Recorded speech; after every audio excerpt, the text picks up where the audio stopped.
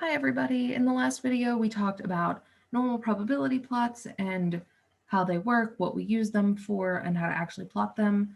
And in this video, I'll be doing a little Excel demo to show you exactly how that looks in practice whenever you have data. Now you'll notice that there is no data on this actual sheet.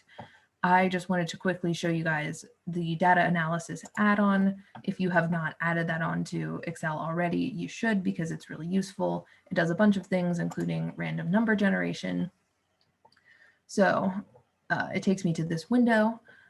I can select the number of random numbers, so it'll spit out 100 data points, and select the distribution. So I'm telling it to use normal so that the scatter plot actually turns out looking correct. But if you want to really solidify your understanding, you might want to try a random one too, just to see what it looks like whenever we assume wrong and the distribution isn't normal. Select parameters. So I've just put in a mean and a standard deviation. They doesn't really matter what they are. I've just selected 4 and 2. And then the output range is just in the correct column of this table. So now we have 100 data points, and this is where we assumed that we were going to start in the last video. So first thing we have to do is sort it. That's this button right here in the data tab, and the computer is going to complain, but I don't care because there's nothing else in this table yet, so it doesn't matter. So now all of the data is ordered. That's basically step 1 is putting everything so it's in the correct place. This is the lowest value, and way down in, it keeps going up till the 100th value. So this is our xi. Now we need to say what's our I, and all that means is that we have to count up.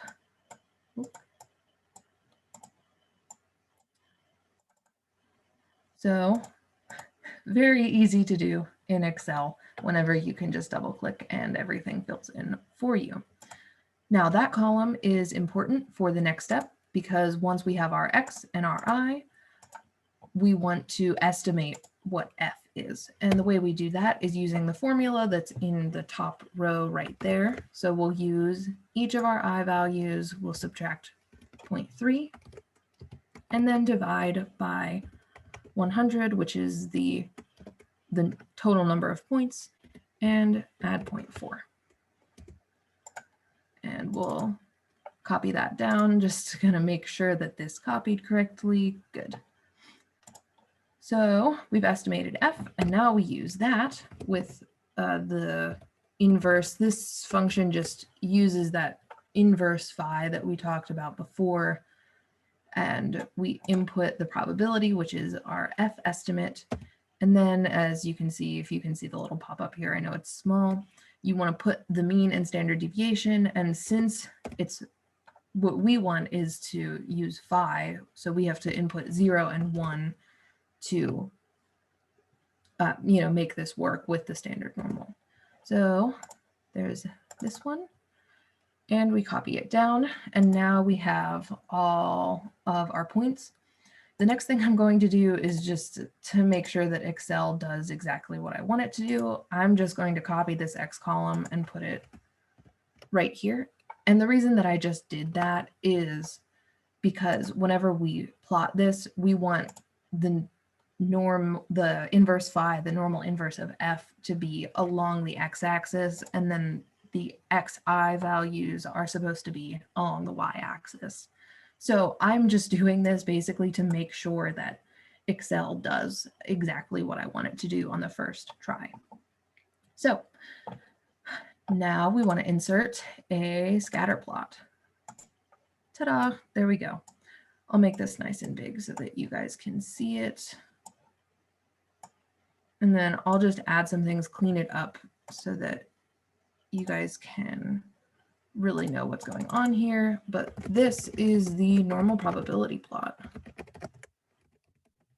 This was kind of the result of the last lecture. And so on the x-axis is inverse phi of f. And then along here is sorted x values. That's a little bit small, but it's okay. And we'll move this so that we can see everything just fine.